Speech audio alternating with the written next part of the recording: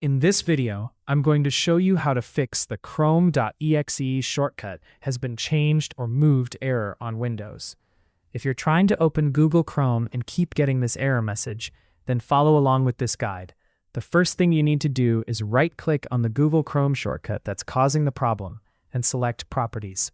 Make sure you're on the Shortcut tab. Now look for the field called Target.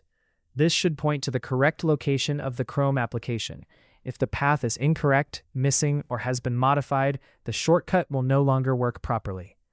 If you're not sure whether the target path is correct, the easiest solution is to create a brand new shortcut. To do this, close the Properties window and delete the broken Chrome shortcut from your desktop. Next, open File Explorer and navigate to your C drive. Go to Program Files, then open the Google folder. Open the Chrome folder, followed by the Application folder. Inside this folder, you'll see the chrome.exe file.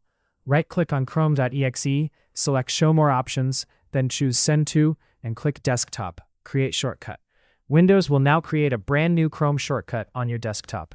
Try opening the new shortcut and check if Chrome launches correctly. If the issue still isn't fixed, the next step is to reinstall Google Chrome. Open the Start menu and search for Settings. Go to Apps and then Installed Apps. Locate Google Chrome in the list of installed applications. Click the three dots next to it and select Uninstall. Follow the prompts to completely remove Chrome from your computer. Once it's been uninstalled, open another web browser such as Microsoft Edge and download the latest version of Google Chrome from the official website. Install Chrome again and then try launching it. In most cases, this will fix the shortcut error and restore Google Chrome back to normal. And that's it. That's how to fix the chrome.exe shortcut has been changed or moved error on Windows. If you found this guide helpful, then please consider subscribing and liking the video.